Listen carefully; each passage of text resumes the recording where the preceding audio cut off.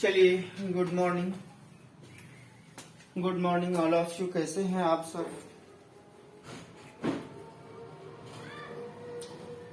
तो चलिए हम लोग स्टार्ट करते हैं। सबसे पहला काम, फॉर्मेट्स प्रिंसिपल का जो पहला पार्ट था उसका नाम था रिफ्लेक्शन ऑफ लाइट। तो रिफ्लेक्शन ऑफ लाइट में जो हम लोग पढ़ रहे थे,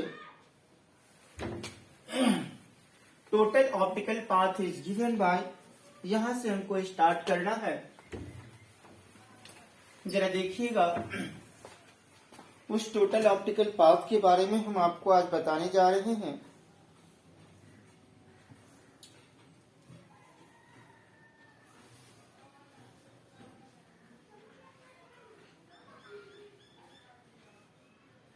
एक मिनट जरा सा,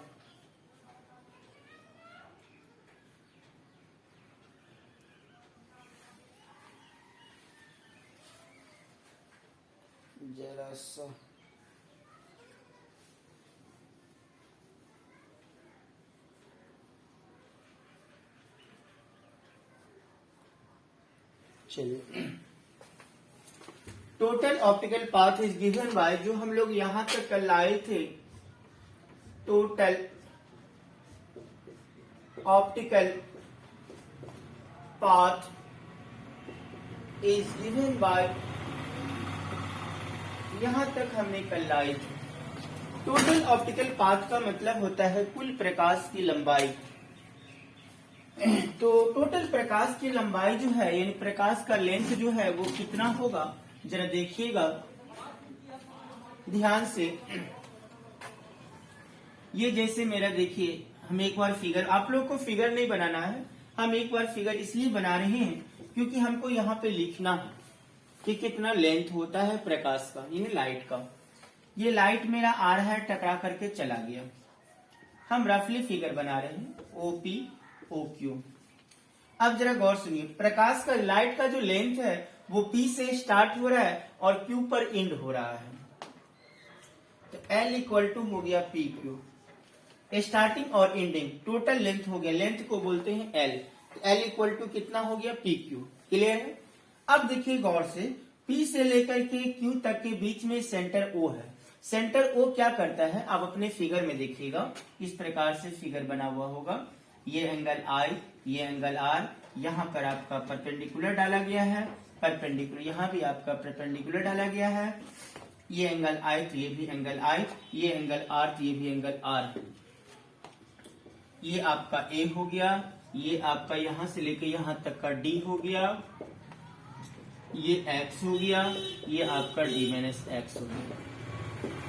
और इसका दिया हुआ है आपका कितना, लंब स्क्वायर प्लस आधार स्क्वायर। लंब है आपका X, आधार है आपका A। लंब स्क्वायर प्लस आधार स्क्वायर पर रूट, और इसका हो गया लंब स्क्वायर प्लस आधार स्क्वायर पर रूट। तो लंब कितना है इसमें, D माइनस X। ये आपका फिगर था। तो जरा गौर से मेरी बात को सुनिएगा। लाइट जो है, लाइट का लेंथ जो है वो स्टार्ट हो रहा है P से और एंड हो रहा है Q पर। तो टोटल लेंथ हो गया लाइट का L इक्वल टू PQ। तो PQ के बीच में सेंटर O है। सेंटर O क्या करता है, इस PQ को दो भाग में डिवाइड करता है। तो हम इसको लिख सकते हैं L equal to OP plus OQ, लिख सकते हैं। क्लियर है? अब देखिए, OP का मान कितना दिया है, OP का मान दिया है x square plus A square, plus OQ का मान कितना दिया है, D माइनस एक्स का whole square plus B square. Clear है? तो हमने OP और OQ दोनों का मान डाल दिए। अब इसको डिफरेंशिएट करेंगे, जरा गौर से सुनिएगा, डिफरेंशिएट करेंगे। आप लोग तो इंटर में मैथ रखे होंगे, तो जो मैथ के छात्र हैं उनको तो दिक्कत नहीं होगा। जो मान लीजिए इंटर में बायोलॉजी के छात्र थे, उनको थोड़ा सा परेशानी होगा। हम डिफरेंशिएट करें, ध्यान सुनिएगा, differentiate with respect to x we get. हम आपसे एक बात पूछना चाह रहे हैं, कितने बच्चे के मन में ये चीज चलता होगा कि सर x के ही रिस्पेक्ट में इसको डिफरेंशिएशन आप क्यों कर रहे हैं, y के रिस्पेक्ट में भी कर सकते हैं, बी के रिस्पेक्ट में भी कर सकते हैं, डी के रिस्पेक्ट में भी कर सकते हैं, ए के रिस्पेक्ट में भी कर सकते हैं, एल के रिस्पेक्ट में भी कर सकते हैं। तो फिर आप एक्स के ही रिस्पेक्ट में क्यों किए, हम ये पूछना चाह रहे हैं। तो जरा इस बात को समझ लीजिए। अपना मन से हम लोग किसी के रिस्पेक्ट में डिफरेंशिएशन नहीं करते हैं। हर किसी भी चीज का एक रीजन होता है, उस रीजन को आपको पकड़ना पड़ेगा। तो जरा देखिए रीजन क्या है, उसके बारे में हम आपको बता देते हैं, तो आप खुद समझ जाइएगा। जरा देखिए वो क्या है। जरा मेरी बात को पहले सुनिएगा। कोई भी लाइट पहले आएगा कि पहले जाएगा? पहले आएगा। ये बात 100% सत्य है कि पहले लाइट आएगा तभी लाइट जाएगा। आपको आने वाले लाइट को पकड़ना है। जाने वाला लाइट जहन्नुम में जाए उससे कोई मतलब नहीं है, क्योंकि पहले लाइट आएगा तभी न जाएगा, और लाइट एवे नहीं करेगा तो कहां से जाएगा। तो आने वाले लाइट को हमेशा पकड़ना है। तो आने वाला लाइट जो त्रिभुज बनाएगा, जैसे आप फिगर में देखिएगा, ये लाइट आ रहा है, ये लाइट जा रहा है, ठीक, ये लंब डाल दिए, ये लंब डाल दिए, ये एम डैश, ये पी, ये क्यू, ये बीच में आपका हो गया नॉर्मल, ये एंगल आई, ये एंगल आर, ये आई, ये आर, ये भी एंगल आर। क्लियर है? ये एक्स, ये ए, ये तो आप जानते ही हैं, एक्स स्क्वायर प्लस ए स्क्वायर। हम रफ कर रहे हैं, ये हो गया डी माइनस एक्स, ये हो गया बी, और ये हो गया डी माइनस एक्स पर whole square plus B square पर रूट। क्लियर है? कोई दिक्कत? तो आने वाला लाइट जो त्रिभुज बना रहा है कि पहले लाइट आएगा तब न जाएगा, वैसे तो जाने वाला लाइट भी त्रिभुज बना रहा है, मगर जाने वाले को नहीं पकड़ना है, पकड़ना आपको है आने वाले को। आने वाला लाइट जो त्रिभुज बना रहा है, उस त्रिभुज में हमने कोई ना कोई भाग को लंब माने हैं। तो देखिए उस त्रिभुज में हमने लंब को क्या माने हैं? OM, और लंब को क्या रिप्रेजेंट किया है, सूचित किया है एक्स से। आने वाला लाइट जो त्रिभुज बना रहा है, उस त्रिभुज में हमने लंब को जो भी मानेंगे उसी के रिस्पेक्ट में इसका डिफरेंशिएशन होगा। तो आने वाला लाइट जो ट्रायंगल बना रहा है, इस ट्रायंगल का लंब कौन है? एक्स। तो एक्स के रिस्पेक्ट में इसका डिफरेंशिएशन होगा। अगर हम इस लंब को वाई मानते तो वाई के रिस्पेक्ट में डिफरेंशिएशन होगा। अगर इस लंब को जेड मानते तो जेड के रिस्पेक्ट में डिफरेंशिएशन होगा। यानी एनीबॉडी अगर जो भी मानते इस लंब को, उसी के रिस्पेक्ट में इसका डिफरेंशिएशन करना पड़ेगा। तो हम लोग अपना मन से differentiate with respect to x नहीं करते हैं, फिगर के अनुसार हम लोग काम करते हैं। आपसे कोई पूछेगा बाबू रे तुम x के रिस्पेक्ट में डिफरेंशिएट क्यों कर रहे हो? यहाँ तो b भी टर्म है, x भी टर्म है, d भी टर्म है, a भी टर्म है, l भी टर्म है, और बाकी टर्म के रिस्पेक्ट में डिफरेंशिएशन क्यों नहीं किया? x के रिस्पेक्ट में क्यों कर रहे हो? तो आप एक ही जवाब दीजिएगा कि आने वाला लाइट का जो ट्रायंगल है, उस ट्रायंगल में जो भी हमने परपेंडिकुलर को मानेंगे उसी के रिस्पेक्ट में टोटल लेंथ का डिफरेंशिएशन होगा। तो आने वाला लाइट का जो आपका ट्रायंगल है, तुझसे मिली मुझे निस्बत।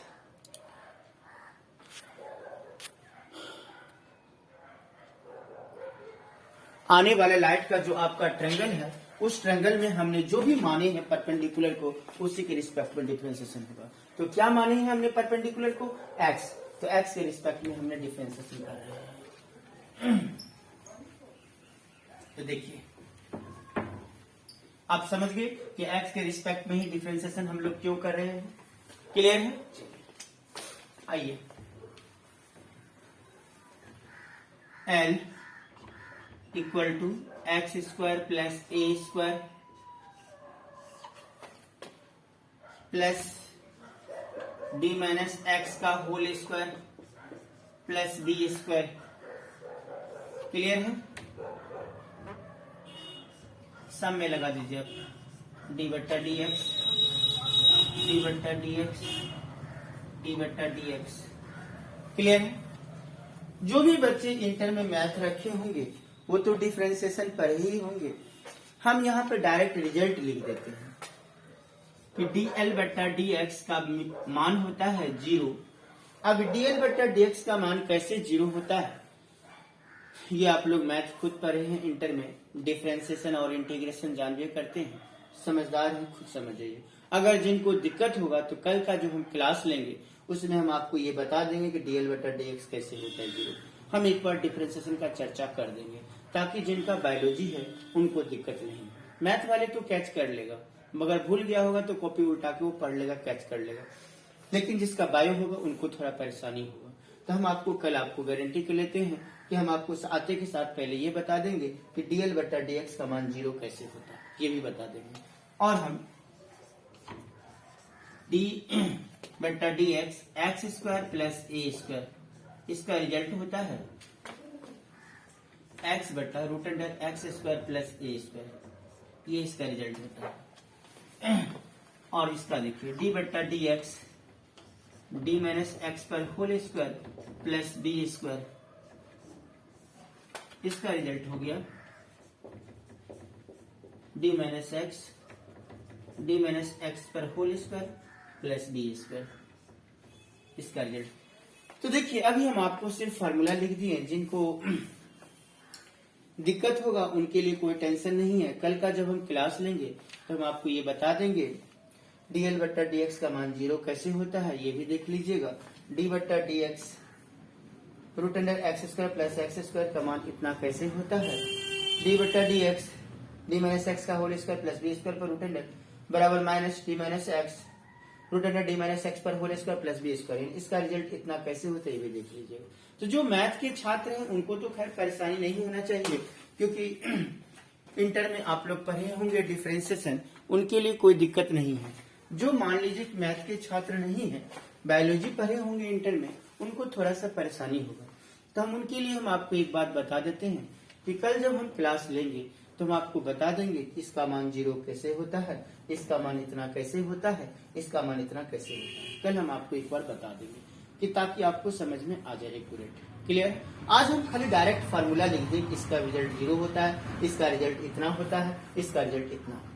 क्लियर है? आज हम आपको डायरेक्ट खाली आंसर लिख देंगे, कल हम आपको डिटेल्स इसके बारे में बता देंगे। कोई दिक्कत? अब आइए जरा देखिएगा,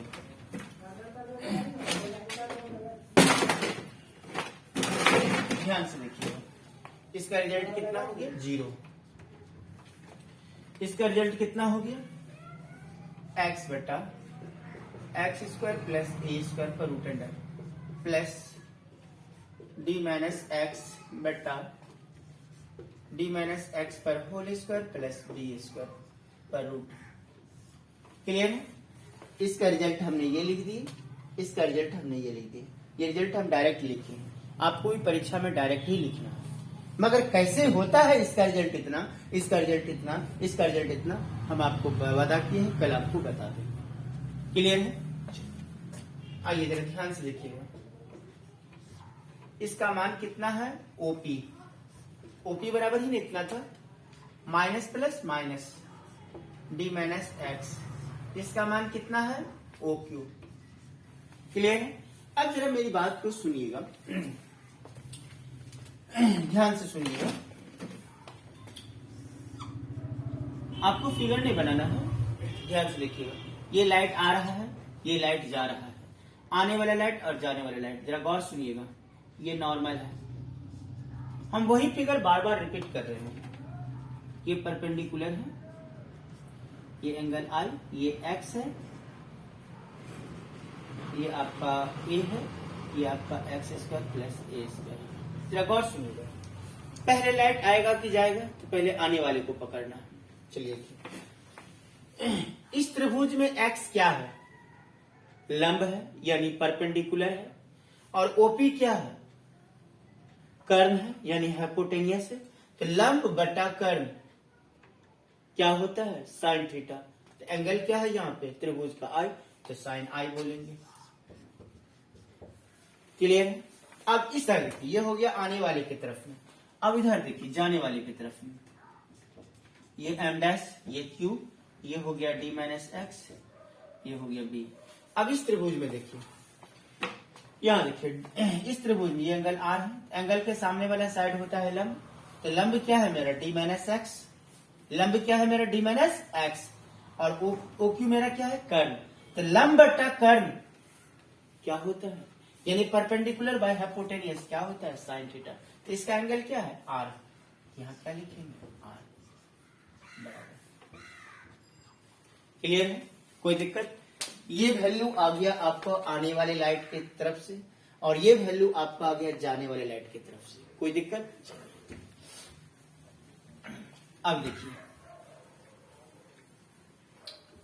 इसको हम लिख सकते हैं इस प्रकार से, साइन आई बराबर साइन आर। दोनों तरफ देखिए फंक्शन बराबर है, इधर भी साइन है इधर भी साइन है। जब दोनों तरफ फंक्शन बराबर रहता है तो एंगल को बराबर कर दीजिए। इसका एंगल क्या है? आई। इसका एंगल क्या है? R. Angle I equal to angle R proved. तो आपको रिफ्लेक्शन ऑफ लाइट में क्या लेना था? Angle I equal to angle R. हाँ, मगर एक बात हम आपको बता देते हैं। जैसे देखिए सपोज दैट अगर यहाँ पे साइन एक्स बराबर अगर मान लीजिए कॉस वाई रहता, सपोज दैट, तो आप एक्स बराबर वाई कभी नहीं लिख सकते। क्यों नहीं लिख सकते? क्योंकि यहाँ पे देखिए साइन का फंक्शन है, यहाँ पे देखिए कॉस का फंक्शन है। हाँ, फिर आप एक्स बराबर वाई लिख सकते हैं। कब? जब यहाँ पे मान लीजिए कि साइन रह जाएगा, दोनों तरफ देखिए फंक्शन बराबर है। जब दोनों तरफ फंक्शन अगर बराबर रहेगा तो एंगल को बराबर कर दीजिएगा, और जब दोनों तरफ फंक्शन बराबर नहीं होगा तो एंगल को कभी भी बराबर नहीं करिएगा।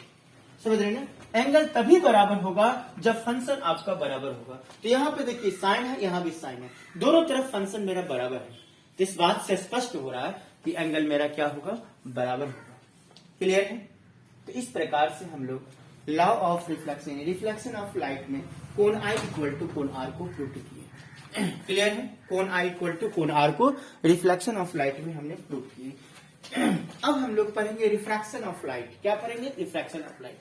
लेकिन आपको हम बताए हैं कि कल जब भी हम क्लास स्टार्ट करेंगे तो क्लास स्टार्ट करने से पहले हम आपको इसके बारे में वार्तालाप करा देंगे कि डीएल बट्टा डीएक्स बराबर 0 कैसे होता है, इसका आंसर इतना कैसे होता है, इसका आंसर इतना कैसे होता है। मगर जो भी बच्चे मैथ के छात्र हैं एक बार ट्राई जरूर करिएगा, और जो बायोलॉजी के छात्र हैं वो आज के लिए सिर्फ याद रखिएगा इतना, इसका आंसर 0 होता है, इसका आंसर इतना होता है, इसका आंसर इतना होता है। कल हम आपको बता देंगे, तभी हम उसके बाद आगे बढ़ेंगे। तो कल का क्लास क्या होगा? Refraction of light. Refraction of light में हम लोग क्या पढ़ेंगे? स्नेल का नियम। स्नेल का नियम क्या होता है? साइन आई बट्टा sine R equal to mu two बट्टा म्यू वन। क्लियर है? तो कल हम लोग रिफ्रैक्शन ऑफ लाइट की चर्चा करेंगे और उसमें पढ़ेंगे यानी प्रूव करेंगे यानी सिद्ध करेंगे साइन आई बट्टा sine R equal to mu two बट्टा म्यू वन। उसके बाद हम लोग पढ़ेंगे मेकर्स फार्मूला। क्लियर है? तो आज का क्लास यहीं पे हम समाप्त करते हैं। धन्यवाद।